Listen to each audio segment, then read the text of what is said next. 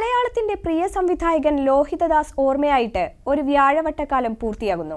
പറയാൻ ബാക്കിവെച്ച കഥകളെല്ലാം ഒറ്റപ്പാലം അകലൂരിലെ അമരാവതിയിൽ ബാക്കിവെച്ചാണ് 12 വർഷങ്ങൾക്ക് മുൻപ് ലോഹിതദാസ് ഓർമ്മയായത്. 1990-ൽ ലോഹിതദാസ് തിരക്കഥ എഴുതിയ മാലയോഗം എന്ന സിനിമ ഇന്നും നിലനിൽക്കുന്ന സ്ത്രീധനാചാരത്തെ പൊളിച്ചെഴുതിയ സിനിമയായിരുന്നു.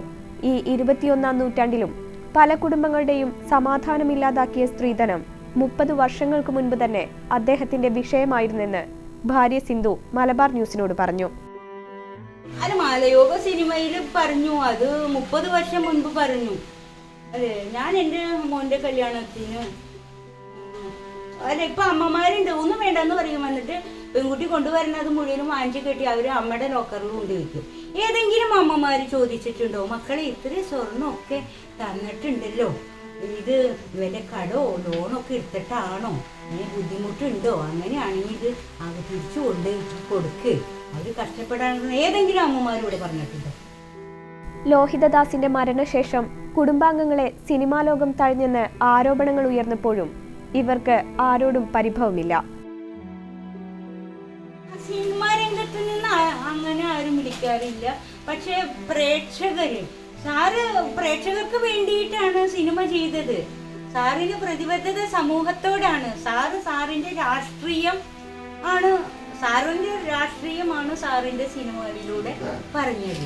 എനിക്ക് പറയാനുള്ളത്, പൊതുജനത്തിനോട് പറയാനുള്ളത്, അതിന് ഒരു മാധ്യമമാക്കി സിനിമ ആ സിനിമയിലെ നടന്മാരെ ഉപയോഗിച്ചു എന്നുള്ളൂ.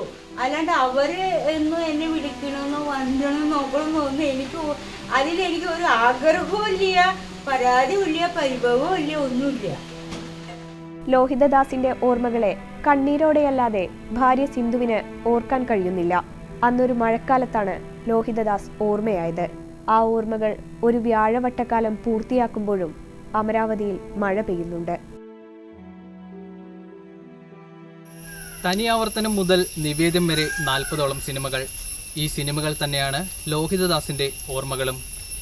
ലക്കിടി അകലൂരിലെ അമരാവതിയിൽ നിന്നും സജിൻ പത്മനാഭൻ, മലബാർ ന്യൂസ്.